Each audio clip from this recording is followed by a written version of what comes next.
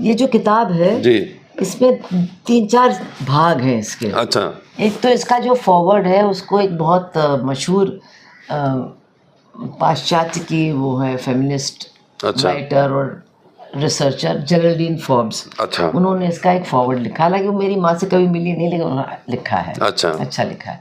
और एक बहुत लंबा इंटरव्यू है जो ऋतु मेनन और कमला भसीन ने मेरी माँ के साथ किया, और वो बार बार उनसे कह रही थी कि आपने खुद क्यों नहीं कुछ लिखा, आपने खुद क्यों नहीं। तो उन्होंने कहा नहीं, हमने लिखा तो है लेकिन मुझे मालूम नहीं वो है कहाँ। उन्होंने कहा प्लीज़ आप ढूंढिए।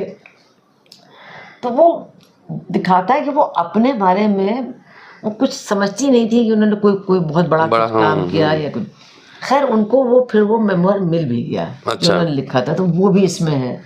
15 अगस्त 1947 को ये लोग कानपुर में ही थे, और स्वाभाविक है कानपुर के ये सबसे बड़े नामी फ्रीडम फाइटर्स थे। हर एक कार्यक्रम में इनको बुलाया गया था चीफ गेस्ट में, लेकिन कहीं नहीं गए। तो हमेशा मैं कहती हूँ कि 3 लोग थे जिन्होंने 15 अगस्त 1947 में कोई खुशी नहीं मनाई, मेरे माँ बाप और महात्मा गांधी। तो नेताजी और मेरी माँ शाम को बातचीत कर रहे थे, तो उन्होंने कहा मुझे लगता है कि तुम्हारी और सहगल की कुछ दोस्ती है, तो क्या सोचा है तुम लोगों ने? उन्होंने कहा देखिए अभी तो हम लोग को पता नहीं कि कौन जिंदा रहेगा कौन नहीं रहेगा, जब अगर जिंदा निकले देश आज़ाद हुआ तो हम लोग फिर आगे सोचेंगे। हाँ लेकिन है ये मन में। तब नेताजी ने मेरी माँ को अपनी पत्नी, ऑस्ट्रियन पत्नी एमिली के बारे में बताया, और ये भी बताया कि मेरी एक बेटी भी है जिसको मैंने सिर्फ 1 हफ्ते या 10 दिन के लिए देखा है। और उन्होंने एक बहुत महत्वपूर्ण बात कही। उन्होंने कहा मैंने अपनी पत्नी से कहा है, उसने कभी भारत नहीं देखा है, कि तुम जाना नहीं, अगर मैं लौट के नहीं आना तो तुम कभी भारत जाना मत, क्योंकि विधवाओं के साथ हमारा समाज बहुत दुर्व्यवहार करता है।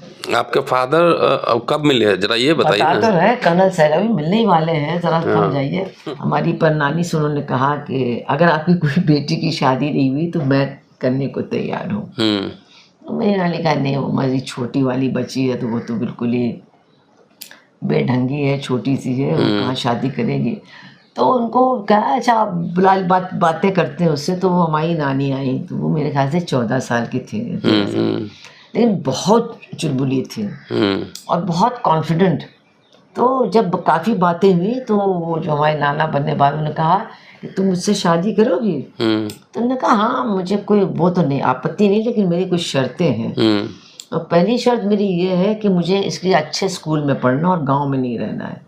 मैं मद्रास जैसे शहर में रहना चाहती हूँ, और वहाँ मुझे अच्छे स्कूल में पढ़ना, और अंग्रेज़ औरत से मुझे अंग्रेज़ी पढ़नी है। तो मेरे नाना बहुत उनकी मतलब उत्सुकता बढ़ी। मैंने कहा अच्छा, और कह नहीं हमारे भाइयों से हमारी माँ कभी नहीं पूछती है कहाँ जा रहे हो, कब आओगे, किसके साथ जा रहे हो, तो मुझसे भी कोई कभी ना पूछे।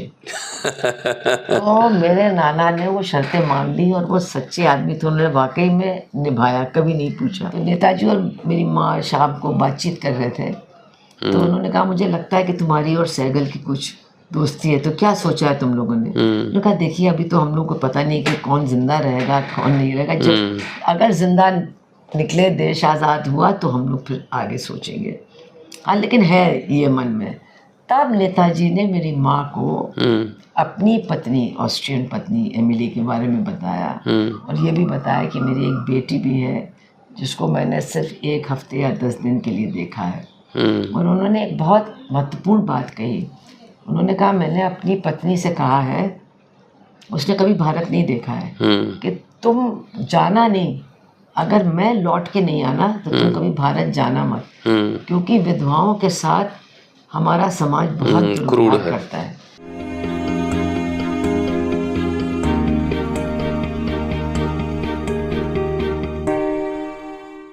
कैप्टन लक्ष्मी सहगल नाम सुना ही होगा आपने, इतिहास है किताब में हमने पढ़ा है, बिपिन चंद्रा साहब की किताब में इनका जिक्र है। सुभाष चंद्र बोस के रानी झांसी जो रेजिमेंट था उसके कमांडर और बड़ी एक्टिविस्ट। 2012 में उनका देहांत हुआ, लेकिन उन्होंने अपना एक मेमोयर लिखा, और ये देखिए memoir. A revolutionary life, memoirs of political activist. इस किताब में क्या है इसको जानना मेरी दिलचस्पी है, और मैंने कैप्टन लक्ष्मी सहगल की बड़ी बेटी, और आप सब जानते हैं सुभाषिनी अली जी हमारे साथ है, मैंने आग्रह किया कि आपकी मम्मी का जो मेमोयर है इसके बारे में हमारे दोस्तों को बताएं। इन्होंने आग्रह स्वीकार किया और मेरे लिए किताब भी लेकर आई हैं, इन्होंने साइन करके मुझे दिया भी है, यहाँ पर आप देख सकते हैं। और अब कैप्टन पढ़ूंगा इसको मैं, लेकिन सबसे पहले जानते हैं उनके लाइफ के बारे में, कैसे सुभाष चंद्र बोस के नज़दीक आई, फिर कई बाद में कई आज़ादी के बाद कई एसोसिएशन में बनी रही, लगातार जनवादी महिला समिति में भी रही हैं, है ना। तो उनके बारे में जानते हैं। स्वागत है मैम।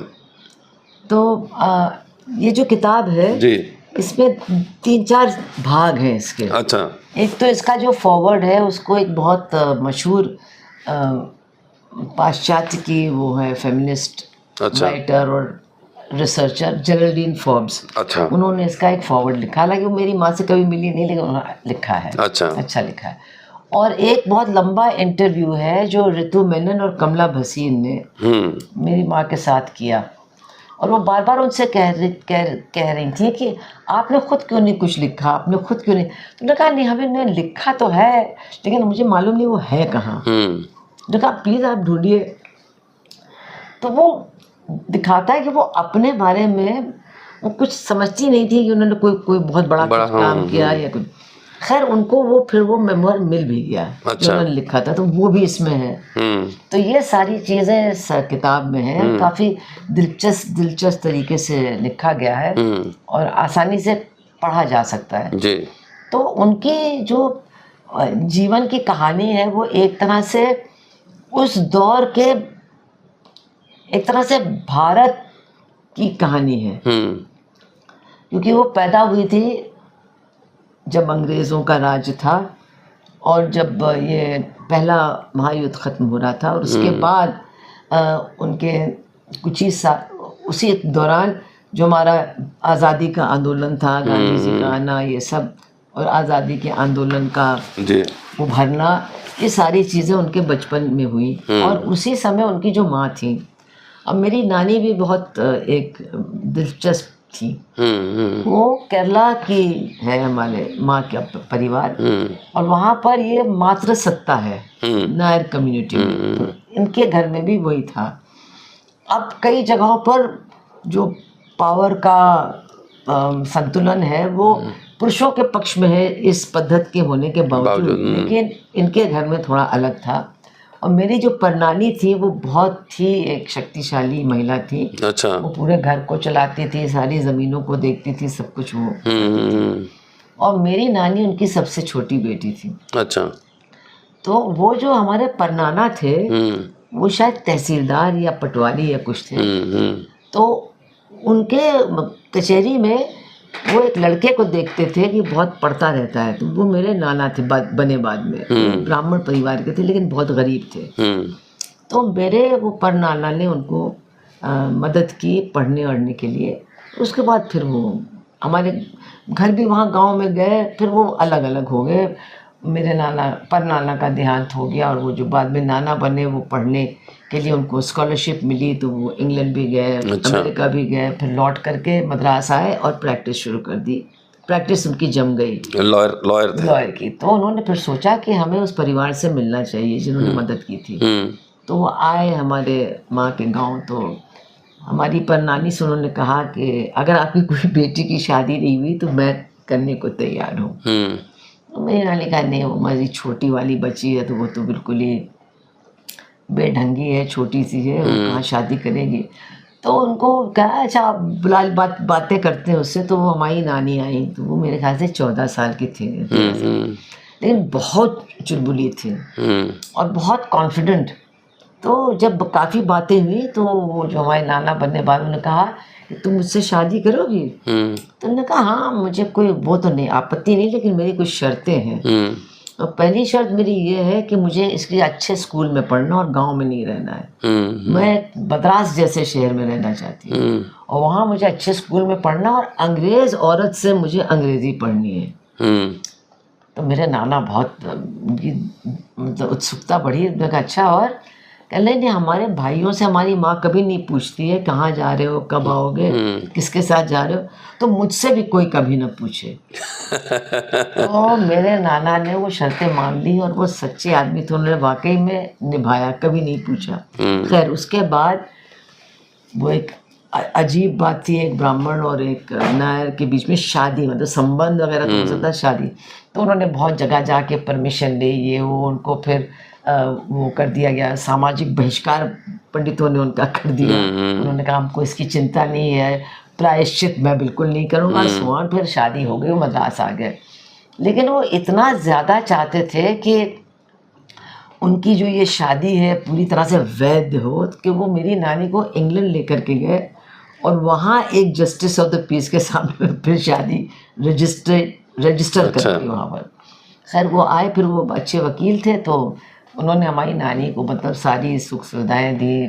सबसे पहली गाड़ी मद्रास में अगर किसी महिला के पास थी, उनके पास थी ड्राइविंग लाइसेंस।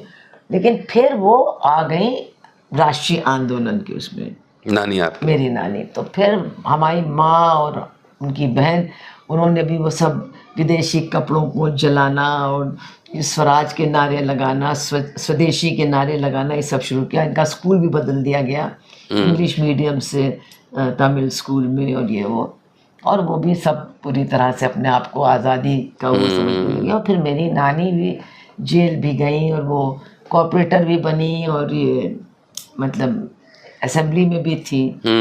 और आपके लिए दिलचस्प बात मैं बताती हूँ, एक बहुत बड़ी सामाजिक सुधारक थी, उनका नाम था मुत्तुलक्ष्मी रेड्डी। अच्छा। वो देवदासी परिवार से थी। अच्छा। और असेंबली की सदस्य थी, और उन्होंने सबसे पहले जस्ट आज़ादी के पहले देवदासी को अबॉलिश करने का कानून मूव किया। क्या बात है। और देखिए वही सब बातें तब कही गई जो आज भी हम सुनते हैं कि इससे हिंदू धर्म का नाश हो जाएगा, हमारे संस्कार खत्म हो जाएंगे, हमारी सभ्यता। तो वो मुत्तुलक्ष्मी ने और मेरी नानी ने कहा भाई यही आपके संस्कार और सभ्यता है, तो ये खत्म हो जाए ज़्यादा अच्छा है। क्या है आपकी सभ्यता वगैरह वगैरह। मतलब पहली बार तमिलनाडु की उस असेंबली में देवदासी प्रथा को गैर कानूनी किया गया। मुत्तुलक्ष्मी रेड्डी हमारी नानी, तो मेरी नानी हमेशा मतलब जैसे कि सहज रूप से समाज सुधार के साथ ही रही। तो महिलाओं के अधिकारों के बारे में बहुत जागरूक थी, आज़ादी के बारे में और समाज सुधार के बारे में। कास्ट सिस्टम की बहुत विरोधी थी, और मतलब एक तरह से जिसको कहते हैं ब्राह्मणवादी जो अहंकार है उनको बिल्कुल बर्दाश्त नहीं था। उसके बाद खैर वो कॉन्स्टिट्यूएंट असेंबली में भी चुनी गई बाद में, डॉक्टर अम्बेडकर के साथ। डॉक्टर अम्बेडकर का उन्होंने बहुत साथ दिया। हिंदू कोड बिल जिस सिलेक्ट कमेटी को रिफ़र की गई थी उसकी वो सदस्य भी थी। वो पूरी बहरहाल मेरी माँ इस माहौल में पली, इसीलिए मैंने कहा अगर आप उनका जीवन देखें तो एक तरह से आप भारत के आज़ादी के आंदोलन का इतिहास उसमें देख सकते हैं, और आज़ादी के बाद के पॉलिटिकल डेवलपमेंट्स का इतिहास उनके जीवन में आप देख सकते हैं। तो वो बचपने में ये सब उन्होंने किया। फिर जब भगत सिंह को गिरफ्तार किया गया तो उन्होंने चंदा अंदा इकट्ठा किया उनके लीगल डिफेंस फंड के लिए। जब वो फांसी उनको हो गई तो मद्रास में आप सोचिए इतने हज़ारों किलोमीटर वो बंदी को लेकर के जुलूस निकला, उसमें मेरी माँ भी थे, बंद किया गया। और वो मेडिकल कॉलेज उन्होंने ज्वाइन कर ली क्योंकि उनको लगता था कि डॉक्टर के रूप में वो सबसे ज़्यादा गरीबों की और देश की सेवा कर सकती है। तो मेरे ख्याल से 38-39 में नहीं, सेकेंड वर्ल्ड वॉर ये 39 में शुरू हुई, उसी समय इनका मेडिकल कॉलेज का कोर्स ख़त्म हुआ, MBBS बन गई। तो ये कहती हैं कि हमको हम नहीं चाहते थे कि अंग्रेज़ हमें अपने जैसे सरकारी अस्पताल में काम करवाएं या कहीं भेज दें जहां उनके घायल सैनिक वगैरह थे। ये उनका एक कहना है, इसलिए मैं मद्रास छोड़ करके सिंगापुर चली गई। लेकिन इसके अलावा उनके एक दोस्त थे मेडिकल कॉलेज के, वो भी गए थे, तो वो भी साथ में वहाँ गई। खैर उनके वहाँ रिश्तेदार भी थे, तो वहाँ उन्होंने प्रैक्टिस शुरू कर दी। बहुत सफल डॉक्टर बनी और वो तमिल मलयालम दोनों जानती थी, और तमिल और मलयाली मूल के ही सबसे ज़्यादा वहाँ लोग थे जो बगानों में काम करते थे, जब दफ्तरों में, और जो वहाँ गरीब और साधारण जो भारतीय मूल के लोग थे वो ज़्यादातर केरला और तमिलनाडु के ही थे। तो उनके बीच में उनकी नेचुरली बहुत बड़ी प्रैक्टिस हो गई, पैसों का कभी भी उनको वो नहीं रहा। लेकिन साथ साथ वहाँ पर एक संगठन था पूरे साउथ ईस्ट एशिया में, इंडिया इंडिपेंडेंस लीग, जो कांग्रेस के साथ कोऑर्डिनेट करके स्वतंत्रता संग्राम की मदद करता था। तो वहाँ पर उनकी नेचुरली, चूँकि उनकी माँ कांग्रेस में थी, तो उनकी उन लोगों से सबसे मुलाकात और बैठकें वगैरह होती थी। तो वो जो पूरा चला क्रम, जिसमें पहले जापानियों के सामने अंग्रेज़ों की सेना का आत्मसमर्पण हुआ, और उसमें ज़्यादातर तो भारतीय सैनिक थे और भारतीय अफसर थे, और फिर उनके सामने जापानियों ने ये विकल्प रखा कि आप अगर चाहो तो एक मुक्ति सेना बना सकते हो और हम आपकी पूरी मदद करेंगे, आप भी अंग्रेज़ों के खिलाफ लड़ो। तो ऐसा नहीं है जैसा लोग समझते कि अरे वो तो सब ज्वाइन करेंगे ही, क्योंकि नहीं तो उनको प्रिजनर होने, ऐसा नहीं है। जो फौजी होते हैं उनको अपने वचन और अपने वो क्या नाम है, फौजी संस्कार, कमिटमेंट, इन सारी चीज़ों के प्रति बहुत ज़्यादा वफादारी का एहसास होता है। तो मेरे फादर तो तुरंत ज्वाइन करने को तैयार थी। वो तो अपने, आपके फादर कब मिले हैं जरा ये बताइए। बता तो रहे, कर्नल सैगल अभी मिलने ही वाले हैं, जरा थम जाइए। तो वो पंजाबी थे, तो वहाँ पर जो ज़्यादातर अधिकारी थे वो भी पंजाबी थे। अच्छा। पंजाबी मुसलमान भी थे। तो चूंकि ये भी पंजाबी थे, तो ये उनको कन्विंस करने में इनकी बड़ी भारी भूमिका रही कि आप लोग भी ज्वाइन करो और देश की आज़ादी के लिए लड़ो। भाई अंग्रेज़ तो हमारे अधिकारी कह चुके हैं कि अब हमारा आपका रिश्ता ख़त्म, हम सरेंडर कर चुके हैं, अब जो जापानी कहेंगे वही आप करिए। तो खैर उसी में फिर जनरल शाहनवाज, जनरल कियानी, ये सब लोगों ने भी तय किया कि हम भी INA ज्वाइन करेंगे। तब वो दूसरे या तीसरे दिन उनको ज़रूरत हुई दवा की, क्योंकि उनके यहाँ भी घायल थे। तो एक थे डॉक्टर मद्रास मेडिकल कॉलेज के, उन्होंने कहा मेरी क्लासमेट है यहाँ पर, और वो तो ऐसी औरत है कि उसको ढूंढना मुश्किल नहीं होगा। तो वो जीप लेकर के निकले, और वो इंडियन लेडी डॉक्टर पूछते पूछते, हमारी माँ तब तक गवर्नमेंट हॉस्पिटल में काम कर रही, सिंगापुर में। तो वो वहाँ पहुँचे, और ये बहुत ही ज़्यादा वो हो गई कि हाँ ये तो, क्योंकि सुन रही थी ना ये सब हो रहा है, नहीं बिल्कुल ज्वाइन करना चाहिए और ये करना चाहिए वो, और खूब सारी दवाएं और बैंडेजेस सब चुरा उरा करके हमारे पिताजी को दे दिया कि, और फिर वो रेगुलरली आने लगे, क्योंकि मेडिकल सप्लाईज की उनको ज़रूरत थी। इसी में उनकी जान पहचान हो गई, हमारी माँ की और हमारे पिताजी की। उसके बाद फिर ये जनरल मोहन सिंह इसके हेड बने, लेकिन फिर उनकी और जापानियों के बीच अनबन हो गई, फिर मामला खटाई में पड़ गया। फिर राज बिहारी बोस आए जापान से, जहाँ पर वो थे शरणार्थी, और उन्होंने ये राय दी कि भाई सुभाष चंद्र बोस हिंदुस्तान से निकल करके जर्मनी पहुँच चुके हैं, वहाँ हिटलर उनकी मदद करने में उन्होंने अपनी असमर्थता जाहिर कर दी है, क्योंकि वो रूस के ऊपर हमला कर रहे हैं। तो आप किसी तरह से जर्मन के लोगों से कहिए कि उनको सबमरीन से यहाँ भेज दें, उनको इसका नेता बना दें। तो फिर वो ऐतिहासिक उनकी सबमरीन की जर्नी होती है, जिसमें आबिद हसन उनके साथ होते हैं, और वो आबिद हसन वो जय हिंद का नारा मतलब ईजाद करते हैं। खैर बहुत इंटरेस्टिंग है। तो वो एक बात मैं बताऊं, मैंने सुभाष चंद्र बोस के बारे में पिछले 10 साल में पढ़ कर के काफ़ी मैं उनकी प्रशंसक बन गई हूँ। ऐसा नहीं कि चूंकि मैं इनकी बेटी हूँ तो मैं पैदा होते ही नहीं, तो कई चीज़ें उनकी मुझे बहुत अच्छी लगती हैं। एक तो उनकी दिलेरी, और दूसरा आप सोचिए कि वो आ रहे हैं सबमरीन में, उनको ये नहीं मालूम है वहाँ आके क्या होने वाला है। उनकी सबमरीन भी डूब सकती है, क्योंकि सी वॉर तो चल ही रहा था। और वो उनकी आदत थी कि वो हर भाषण को पहले डिक्टेट करते थे, टाइप करवाते थे, पढ़ते थे, और फिर कागज़ फाड़ के फेंक देते थे, और ऐसे ही बोलते थे। तो एक उन्होंने भाषण टाइप करवाया, आबिद भाई उनके वो थे, आबिद अंकल, उनसे टाइप करवाया जिसमें उन्होंने रानी और झांसी रेजिमेंट के फॉर्मेशन को अनाउंस किया और कहा कि क्यों महिलाओं को हाथ में हथियार लेकर के अंग्रेज़ों के खिलाफ लड़ना चाहिए, क्योंकि उनको अपनी आज़ादी के लिए भी लड़ना है और देश की आज़ादी के लिए। ये पूरा उनका भाषण उसी टाइम पर था जब वो आ रहे थे सिंगापुर के। तो ये काफ़ी अपने आप में कमाल की बात है कि वहाँ तो लोगों को ये नहीं मालूम था कि कल जिंदा रहेंगे कि नहीं।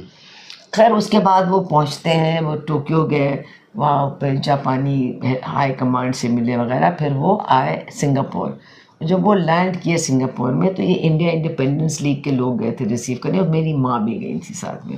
तो उन्होंने इंट्रोड्यूस किया कि ये अम्मू स्वामीनाथन की लड़की हैं जो कांग्रेस की लीडर थी, और बड़े खुश हुए।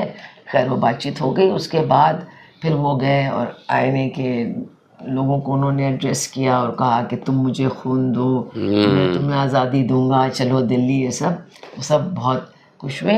अब किसी दिन सुभाष चंद्र बोस पर भी अगर आप चाहेंगे तो नहीं एकदम। तो उसके बाद फिर वो जब आए अगले दिन और बैठे ये इंडिया इंडिपेंडेंस लीग वालों के साथ, तब उन्होंने कहा देखिए दो बातें हैं, जापानी जो मदद कर रहे सो कर रहे हैं, लेकिन जो यहाँ पर हमारी इंडिया की कम्युनिटी है डायस्पोरा, उनको भी दिल खोल करके इसमें मदद करनी पड़ेगी, पैसा देना पड़ेगा ताकि हमको उनके सामने भिखमंगा न बनना पड़े। और मैं इंडियन क्या कहते हैं जो सिविलियंस हैं उनका भी रिक्रूट करके एक मैं रेजिमेंट बनाऊंगा और एक मैं महिलाओं की रेजिमेंट बनाऊंगा। अब वो तो हक्का बक्का रह गया कि नहीं अब महिलाएं कहाँ से आएंगी, कहाँ से लाएंगे। उन्होंने कहा तुम उसकी चिंता मत करो, तुम जानते नहीं हो भारतीय महिलाओं में बहुत ज़िद होती है, एक बार वो फैसला एक ले लेते हैं तो वो पीछे नहीं हटती हैं। तुम जानते नहीं हो कि ख़ास तौर से जो गरीब महिलाएं हैं उनके अंदर लड़ने का कितना मादा है।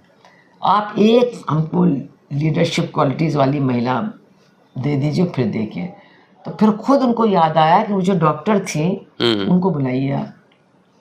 तो रात में ही मेरी माँ को बुलाया गया और उन्होंने ये रखा उनके सामने। तो वो तो इतनी खुश हुई, कहने लगे, बाद में वो बता रही थी कि हम तो चाह रहे थे कि हमको भी कुछ मौका मिले, इन लोगों को मतलब हमारे फादर को और इन लोगों को सबको मौका मिला, हम लोगों के लिए कुछ नहीं है। तो उन्होंने कहा मैं बिल्कुल तैयार हूँ, मैं इसको करूँगी। तो कहने लगे अच्छा कब से? कहने मैं कल सुबह आ जाऊँगी। तो कहने वो आपका दवा खाना, कहने मैं उस पर ताला लगा दूँगी। तो ये उनकी क्वालिटी थी हमारी माँ की, जो भी उनको करना होता था बस तुरंत उनको करना है, आगे पीछे दाएं बाएं नहीं देखना है, बस करना है। दूसरे दिन से फिर वही उन्होंने अपना ऑफिस सेटअप किया, फिर रिक्रूटमेंट शुरू हुआ। और वो बताती हैं कि शुरू में वो कुछ मिडिल क्लास फैमिलीज़ के बीच में गई, वहाँ उनको कोई नहीं।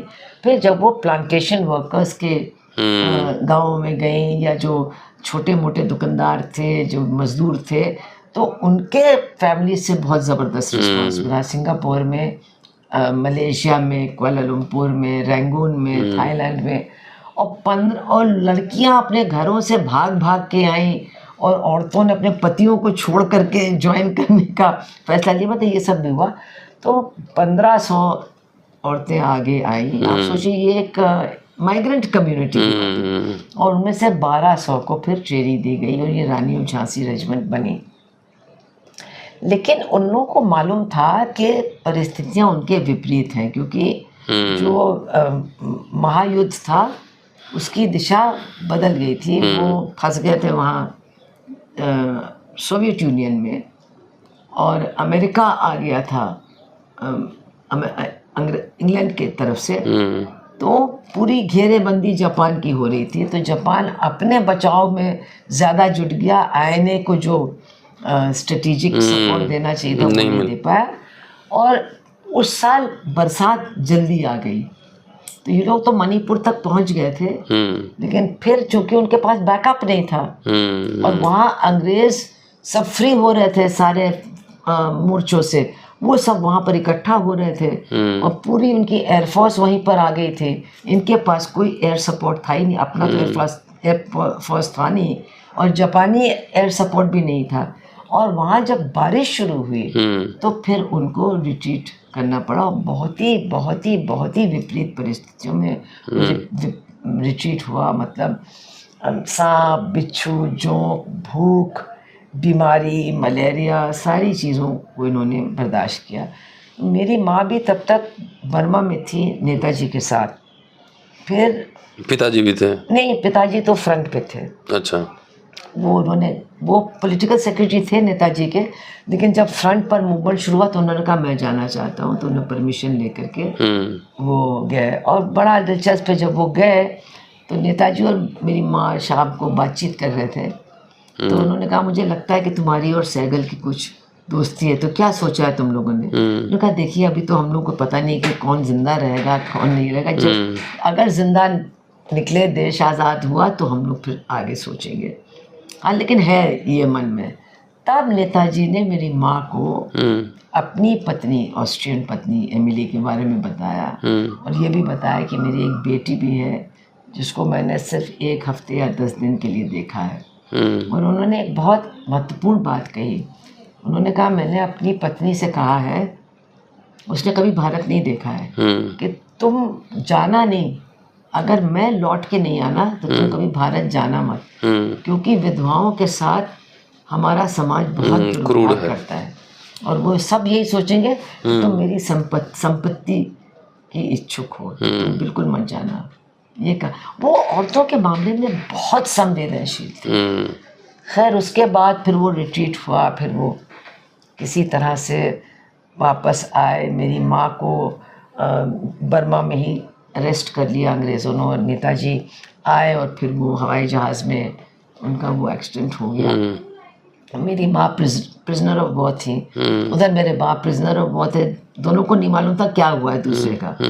मेरे बाप को तो अंग्रेज़ ले आए, शाहनवाज और धिलन साहब के साथ लाल किले में ला के बंद करके उनके ऊपर मुकदमा उन्होंने गद्दारी का चला दिया। और मेरी माँ वहाँ उनकी प्रिजनर ऑफ वॉर थी। अब वो कहती थी मैं डॉक्टर हूँ, मैं तो इलाज करूँगी। अब वो इलाज करना शुरू करते थे, उनके यहाँ भीड़ लगने लगती थी। और जो हिंदुस्तानी तमाम अंग्रेज़ों की सेना में वो थे अधिकारी, वो सब इनसे मिलने आते थे। तो कईयों से उनके पारिवारिक संबंध भी थे। तो वो एक सर का दर्द बन गई अंग्रेज़ों के लिए कि काम करें तो क्या करें। तो कब कितना दिन रही जेल में? वो वहाँ रही मतलब करीब 1.5 साल। अच्छा। तब तक यहाँ वो चला ट्रायल रेड फोर्ट का। तो पहली बार भारत की जनता को मालूम हुआ कि आज़ाद हिंद फौज कोई चीज़ थी और ये लोग लड़े, तो पूरा देश बिल्कुल पागल हो गया। और वो इतने पागल हो गए कि भुलाभाई देसाई खैर थे उनके वकील, हार गए, उनको फांसी की सज़ा सुना दी गई। लेकिन अंग्रेज़ों की वो गोपनीय रिपोर्ट है कि अगर इनको फांसी दी गई तो एक भी अंग्रेज़ जिंदा बचेगा नहीं हिंदुस्तान में। तो वो सज़ा उनको वो करनी पड़ी, खारिज करनी पड़ी। फिर उनको काला पानी देने की सोची, तो कहना नहीं इसमें भी हम नहीं बचेंगे, तो उनको बाइज्जत बरी कर दिया गया। अच्छा। छोड़ दिया गया एक दिन। और उसी के कुछ दिन बाद हमारी माँ को भी एक हवाई जहाज़ में ले आए और कलकत्ते एयरपोर्ट में छोड़ दिया। अच्छा। अब आप जाइए, आप फ्री हैं। उनके पास पैसा नहीं, कुछ नहीं। खैर तो वो एक टैक्सी में बैठे सरदार जी थे, और उन्होंने कहा कि भाई मेरा भाई यहाँ रहता है, तो वहाँ तक ले चलो, तो वो पैसे भी दे देगा। कहने आप अगर दिल्ली तक जाना चाहें मैं ले जाऊँगा, मैं आपसे पैसे नहीं लूँगा, पहचाना। तो खैर वो गई, तो फिर भाई थे नहीं, जो भी है बहरहाल उनको फिर सुभाष चंद्र बोस के परिवार के किसी ने ढूंढ लिया और फिर वहाँ ले आए, और फिर दूसरे दिन दिल्ली भेजा। तो उनकी भी बहुत मतलब ये लोग बहुत बड़े हीरो बन गए पूरे देश के, जहाँ भी जाते थे लाखों लोग इकट्ठा हो जाते थे। ये सब हुआ तो फिर वो अपना केरला भी आई, गांव भी आई। लेकिन उनको लगा कि जो कांग्रेस के लोग हैं वो उनका फ़ायदा उठा रहे हैं, लेकिन उनके प्रति दरअसल उनकी बहुत स्पष्ट कोई भावना नहीं है। तो खैर उसके बाद मार्च 47 में लाहौर में हमारे माँ बाप की शादी हुई। मार्च 47? हाँ। तो तब तक देश आज़ाद नहीं हुआ था, तो मेरे बाप को तो कोई नौकरी भी नहीं मिल रही थी। तो कानपुर के एक इंडस्ट्रियलिस्ट थे जेपी श्रीवास्तव, जो जिनके पास सूती मिल था, और जिनके कॉलीग थे डॉक्टर अम्बेडकर वाइसरॉय कैबिनेट में। तो खैर उन्होंने अपने लड़के के कहने पर मेरे बाप को नौकरी दी वहाँ टेक्सटाइल मिल में। तो ये कानपुर आए, फिर वहीं रह गए। हमारी माँ भी आई, और हमारी माँ ने फिर वहाँ अपना प्रैक्टिस शुरू किया, क्योंकि रेफ्यूजीज आ गए, देश का विभाजन हो गया। तो ये तो काफ़ी लंबा एक एपिसोड और भी कर सकते हैं, लेकिन मैं एंड कहाँ करना चाहती हूँ। ये 15 अगस्त 1947 को ये लोग कानपुर में ही थे। और स्वाभाविक है, कानपुर के ये सबसे बड़े नामी फ्रीडम फाइटर्स थे। हर एक कार्यक्रम में इनको बुलाया गया था चीफ गेस्ट में, लेकिन कहीं नहीं गए। तो हमेशा मैं कहती हूँ कि 3 लोग थे जिन्होंने 15 अगस्त 1947 में कोई खुशी नहीं मनाई, मेरे माँ बाप और महात्मा गांधी। तीनों ही विभाजन की वजह से और जो खून खच्चर हो रहा था और जो उनके सपने बिल्कुल चकनाचूर हो रहे थे, उसकी वजह से इसी भारत के लिए हम लड़ाई लड़ रहे थे। हैं? शुक्रिया मैम। तो ये कहानी फिर लंबा कभी एपिसोड करेंगे। और कैप्टन लक्ष्मी सहगल के बारे में जाइए, गूगल पर देखिए। और किताब 250 रुपये की है। कहाँ से छपी है? दिल्ली से ही छपी है। वो आपको अगर आपके पास अगर अपनी मांग भेजें तो हम उनको भिजवा देंगे। हाँ, अगर किन्हीं को किताब चाहिए तो ज़रूर अम्बेडकरनामा पर लिखें और पढ़ें और जानें और चर्चा करें। शुक्रिया। Keep watching and sharing Ambedkarnama. जल्दी मिलता हूँ आपसे अगले एपिसोड में।